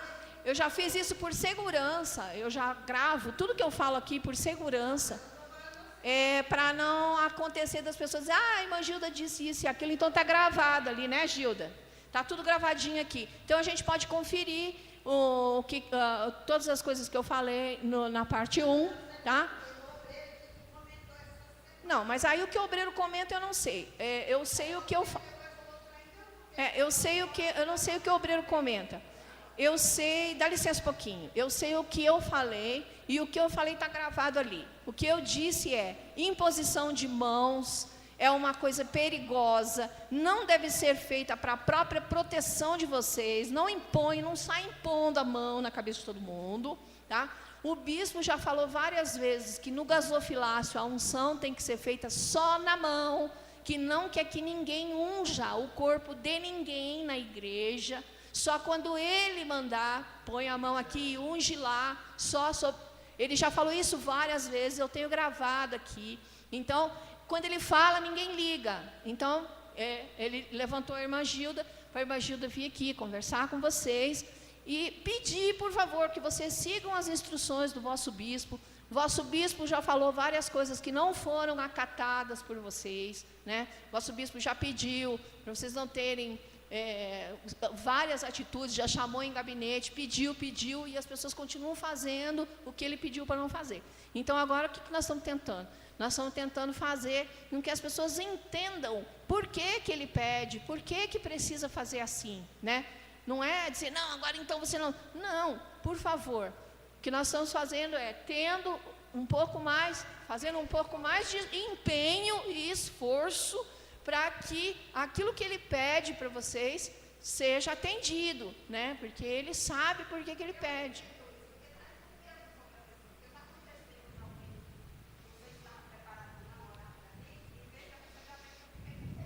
Fica, porque é de mão dupla, entendeu? Por isso que a gente pede, não fica com a mão levantada para a igreja, não, gente. O Mateus disse que foi numa igreja onde as pessoas têm esse hábito e sentiu um peso terrível, disse que saiu de lá acabado, entendeu? Então, não precisa. Para que ficar de mão levantada? Não precisa isso, né? Fica intercedendo pela vida do bispo, pela vida dos levitas que estão aqui. Fica pedindo a Deus pela misericórdia, para esse ministério crescer, entendeu? Para a gente parar de nos desentender aqui, para a gente entrar num espírito de comunhão, de amor e de solidariedade uns com os outros. Ora, para a gente começar a orar uns pelos outros, para a gente tomar a causa uns dos outros, para nós, para ir pagar preço uns pelos outros. É isso que a gente precisa, né? O que a gente precisa é se entrosar, é se tornar uma família, a gente estabelecer uma relação de confiança entre nós, não ficar de picuinha um com o outro, porque para que isso, gente? Né? Não precisa isso não. Fala, meu amor.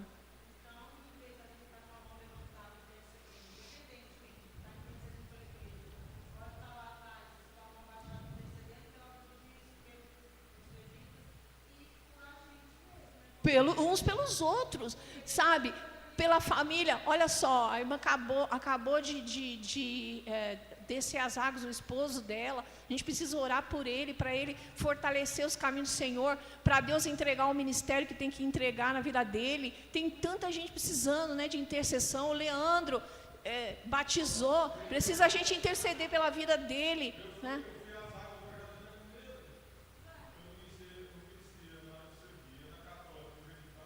Pois é.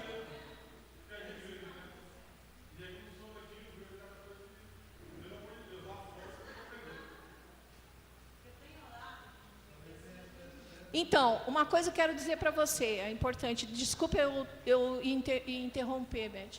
Eu preciso falar uma coisa para você muito importante. A igreja, ela é um lugar de pessoas que estão em processo de libertação. Mesmo nós, os obreiros, oficiais da igreja, todos nós estamos em tratamento. O tempo todo nós estamos sendo tratados em processo de transformação. Eu quero ainda muito ser transformada. Tenho muita coisa ainda para Deus me tirar. Coisas que nos separam de uma intimidade mais forte com o Senhor. Você entendeu o que eu quero dizer?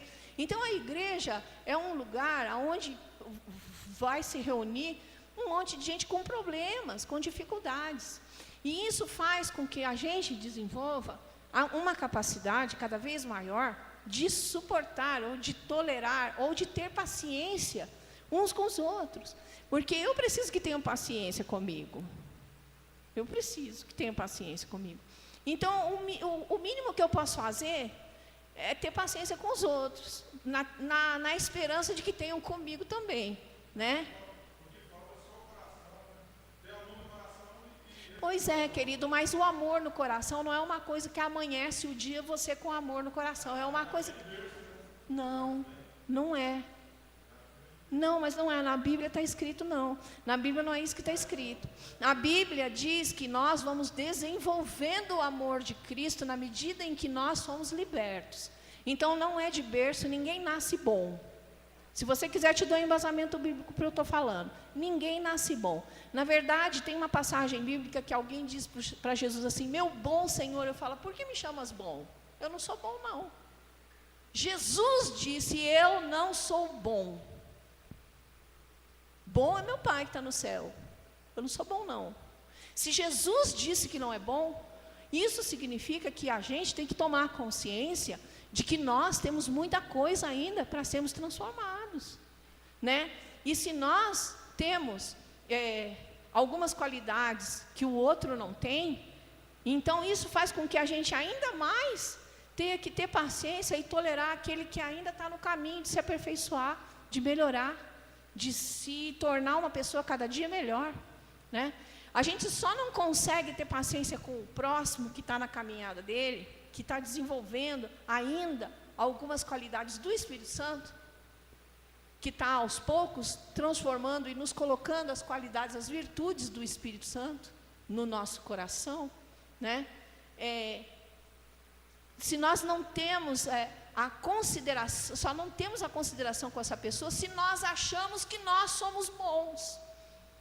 Não, eu sou bom, então o outro tem que ser também. Mas na verdade, o que diz a Bíblia é que ninguém é bom. Todo mundo pecou, todo mundo está destituído da graça de Deus e está todo mundo nivelado por baixo. Ninguém é bom. Nem Jesus, ele disse, eu sou bom. Ele falou, eu não sou bom. Se Jesus falou, eu não sou bom, ele falou isso para exemplo de quem se diz cristão. Aquele que se diz cristão deve pensar nisso e ver que tem muitas coisas ainda para ser transformado. Tem muita coisa para ser melhorada. Tem muita coisa na paciência, na tolerância com a fraqueza do outro, entendeu? Com o tempo do outro, na caminhada dele com Jesus, na tolerância, na paciência, né? Tem muita coisa ainda para desenvolver no sentido de não ficar se comparando com a outra pessoa, porque às vezes a pessoa tem o dom, por exemplo, ela tem mais paciência com as pessoas, eu sou mais intolerante, mas isso não significa que eu sou melhor que ela, nem ela é melhor que eu. Ela tem uma vantagem numa parte, mas eu tenho a vantagem em outra, e assim a gente se complementa, entendeu? É por isso que nós precisamos ser um corpo, porque nenhum de nós é bom o suficiente para fazer as coisas sozinho. Não, eu não sou muito boa, eu não tenho dom de ministrar louvor, por exemplo. Eu até toco um violão e canto, mas eu não sei ministrar louvor, que nem a Leidiane. A Leidiane tem um dom maravilhoso do céu de ministrar louvor, que é uma coisa sensacional, né? Agora não vou eu ficar competindo com ela e querendo ser tão boa quanto ela e querendo, não, eu também quero ministrar louvor. Para que eu vou fazer isso? Eu vou pegar a Bíblia e vou ensinar alguma coisa que eu sei e vou colaborar com os irmãos com o que eu tenho. E vou adorar a Deus através da ministração de louvor da Leidiane, porque é melhor que a minha. A ministração de louvor da Leidiane é melhor que a minha.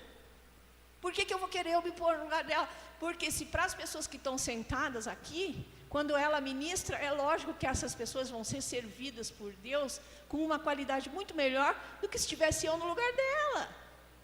Então, com quem que eu estou pensando? Nas pessoas, para que as pessoas recebam o melhor. Então, se eu exijo, por exemplo, de você, que você seja melhor, que você tenha mais paciência, é porque eu estou me achando melhor que você. Não, aquela irmã tem que isso, tem que aquilo, tem que ser melhor no não sei o quê, ela tem que melhorar no não sei aonde. Eu estou me pondo em posição de ser melhor que ela, se eu estou falando isso. Misericórdia.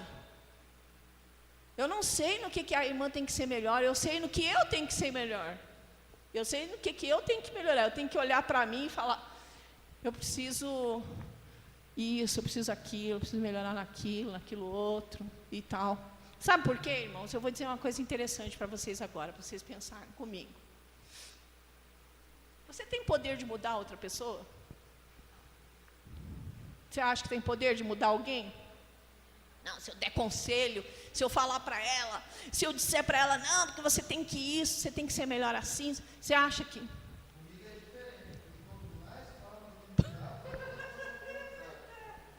Normalmente é assim mesmo. Quanto mais fala, mais a pessoa, né, arrebita, né? Não é. Não é pela força, é pelo Espírito Santo. Então a gente não pode mudar ninguém. Mas eu vou te dizer uma coisa, tem uma exceção, vou te dar uma boa notícia. Evangelho significa boa nova. Eu tenho uma boa nova para você hoje. Você é uma pessoa que você pode mudar. Você mesmo. A única pessoa que você consegue, para essa, você tem poder. Esse poder você tem de mudar a si próprio, de se transformar, né? De ser uma pessoa melhor, de ser mais tolerante com a fraqueza das outras pessoas. Imagina se Jesus fosse assim: não, porque vocês têm que ser que nem eu, que tem que fazer isso, que tem que ser aquilo e tal. O que ia ser de nós? Não ia dar, para mim não ia dar. Se ele fizesse isso comigo, eu falava: Senhor, desculpa, mas estou fora, não dou conta, né? Mas ele não fez isso. Ele nos amou do jeito como a gente está, com todas as nossas imperfeições. E o que ele pediu para nós, que nos dispomos a ser discípulos dele, é que façam com os outros a mesma coisa que ele fez com a gente.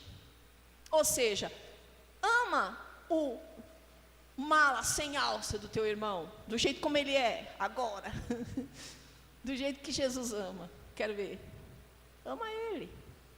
Ama, tenha paciência com ele, do jeito que ele é chato, insuportável, né? Ama ele. Porque Jesus amou. Porque se ele está aqui dentro da igreja, foi Jesus quem trouxe. E ele tem dono. Jesus é dono dessa pessoa, né? E ai de você, se fizer alguma coisa que ofender essa pessoa, por mais mala sem alça que ela seja. Por mais mala. Quer ver a mala aqui? Não judia de mim não, que Jesus não gosta. Não é só porque eu sou assim, porque sou eu. Não judia da Imabete, não judia da Jéssica, não judia de ninguém aqui, senão Jesus magoa, né? Com todas as imperfeições. Então a igreja não é o céu, irmãos. Lá no céu sim, é que vai ser todo mundo já transformado, todo mundo com amor no coração, todo mundo já liberto, já nova criatura. Lá no céu vai ser uma bênção. Nós não estamos no céu, a igreja não é o céu. A igreja é um hospital de emergência, aonde você vai receber pessoas desesperadas, pessoas com todo tipo de problema, com todo tipo de dificuldade. E se você não tiver amor, se você não tiver paciência com essas pessoas, se você não tiver calma e não acreditar que Jesus está transformando aquela pessoa e ficar ali observando e alegre por testemunhar o progresso daquela pessoa na presença de Deus, e vai ali acompanhando e vendo aquela pessoa a cada dia mudando e sendo transformada por Cristo, né? Se você não tiver esse espírito, dificilmente você vai permanecer numa igreja. Se você vier para a igreja na esperança de encontrar aqui pessoas maravilhosas, santas e cheias de amor e cheias de compaixão, você vai sofrer muito. Você vai sofrer demais. Porque esse lugar, desculpa, dá licença, viu? Porque esse lugar, viu, irmã Bia? Esse lugar não existe aqui nesse mundo. Você vai procurar em tudo quanto é lugar. Você vai procurar no mundo, você vai procurar em igreja católica, vai procurar no espiritismo, você não vai encontrar um lugar onde as pessoas sejam maravilhosas, todas cheias de amor, todas cheias de compaixão e de compreensão. E se tem alguém que pensa assim, cuidado, porque essa pessoa está enganada, quanto a si mesmo e quanto aos outros. Essa pessoa precisa ter um despertamento para perceber que ela mesma precisa de muitas coisas ainda para conseguir chegar, né, a um estado de libertação e de purificação, e que estamos todos nós procurando. Todos nós estamos buscando isso, a começar por mim. Por isso que eu preciso jejuar, por isso que eu preciso orar, por isso que eu preciso ler a Bíblia, por isso que eu preciso ouvir todos os cultos. Eu não venho porque eu sou boa, eu venho porque eu preciso. Entendeu? Porque sem Jesus eu sou um nó cego, eu sou uma mala sem alça, eu não valho nada. Entendeu? Eu não tenho nada que se aproveite, né? Se você conversa com as pessoas e fica falando muito eu, não, porque eu isso, porque eu aquilo, cuidado. Presta atenção, por que você está falando tanto de si? Não, porque eu, porque... Por que você tem essa necessidade? Pensa, né? Por que ao invés disso você não está falando de Jesus? Olha, Jesus fez isso, fez aquilo. Jesus falou isso, falou aquilo, né? Por que você não está falando mais dele do que de si mesmo para os outros? Né? Então, eu quero enfatizar isso, né?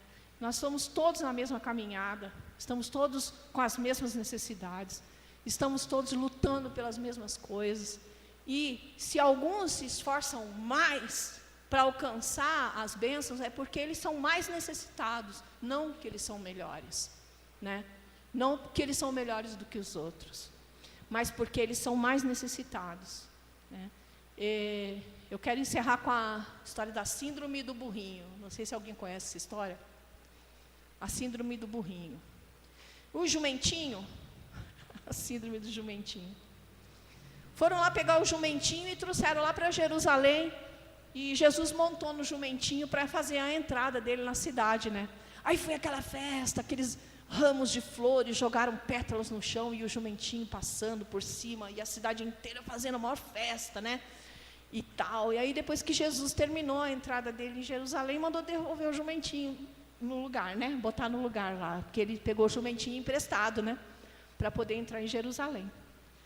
Aí devolveram o jumentinho chegou em casa falando, gente, vocês não sabem o que acabou de acontecer. A cidade de Jerusalém inteira me festejou, jogaram pétalas de flores no chão para eu passar, ficaram me aplaudindo e ficaram lá fazendo a maior festa. Gente, eu fiz o maior sucesso em Jerusalém. Aí os outros bichos falam, jumentinho não viaja, jumentinho está doido. Que história é essa? Pirou da cabeça. Não, gente, é verdade, vocês não estão entendendo o que eu estou falando. Eu sou o cara em Jerusalém, vocês não sabem o sucesso tremendo que eu acabei de fazer lá. O pessoal não fala de outra coisa em Jerusalém agora, é eu e mais ninguém. Aí o pessoal falou, jumentinho, calma, você está nervoso, você tá delirando, qual é o teu problema? Não, vamos lá então, eu vou mostrar para vocês. Vamos lá comigo que eu vou entrar em Jerusalém, vocês vão ver só. O barulho, a festejo que vai ser, a festa que eles vão fazer para mim, vamos lá. E aí lá foi o jumentinho com os outros bichos atrás dele, ele entrou em Jerusalém, você já sabe o que aconteceu, né? Nada. Não aconteceu nada, passou maior vexame. Então a gente tem essa brincadeira da síndrome do jumentinho, né? Tem gente que confunde as coisas, né? Sem Jesus, não tem nada para nós. Sem Jesus a gente não faz nada, não sobra nada de bom, entendeu? A única coisa que a gente tem realmente de bom é uma esperança de que um dia a gente vai conseguir chegar e alcançar a estatura perfeita de Cristo Jesus, se a gente continuar tentando e buscando e se esforçando muito, né? Se você acha que você já está pronto, cuidado, né? Cuidado. Se você está achando que você tem mais isso, mais aquilo do que os outros, tem mais amor, mais compreensão que os outros, cuidado, talvez você esteja enganado, amém? Vamos levantar e fazer uma oração? Já está na hora.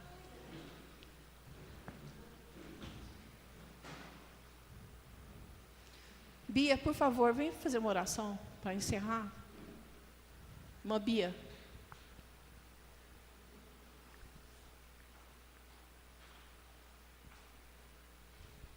Peço a todos agora que todos fechem seus olhos, curvem a cabeça. Soberano Deus e eterno Pai, nesta tarde queremos mais uma vez te glorificar. Queremos glorificar a tua presença, a presença do teu Espírito Santo. E queremos elevar os nossos pensamentos a ti. Pai, que essa palavra, Senhor, que esse ensinamento de hoje seja uma semente que venha florescer em nossos corações. E que teu Espírito Santo possa vir sobre nós nesta tarde, Pai, abrir nosso entendimento. Vem nos dar discernimento, vem nos dar direção, Pai. Vem nos ensinar cada dia mais, vem usar teus anjos, Senhor, para nos conduzir neste caminho, Pai. E adentrar mais neste mundo espiritual, Ó Senhor, só o Senhor pode nos dar sabedoria, nos fartar de sabedoria nesta tarde e nesses dias maus que vêm se aproximando, Pai.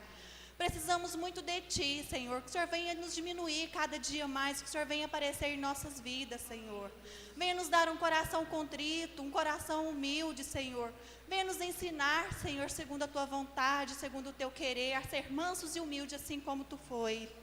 E nessa tarde nós Te louvamos e glorificamos por cada vida, pela vida dos nossos familiares e por essa maravilhosa oportunidade de estar diante de Ti e aprendendo mais a Tua palavra. Assim nós agradecemos em nome do Pai, do Filho e do Espírito Santo. Amém. Eu queria saber, tem alguém que pode vir em todos os cultos, em todos os horários de cultos aqui entre nós? Não, em todos. Quinta, de tarde e tal. Tem alguém que pode vir em todos os horários de culto? Vou continuar orando então, amém. Eu gostaria que os irmãos não esquecessem de trazer as apostilas, de trazer a Bíblia, de trazer caneta, né, um papel para fazer as anotações, amém? Que Deus, não esqueçam de orar por mim, amém? Que Deus nos acompanhe.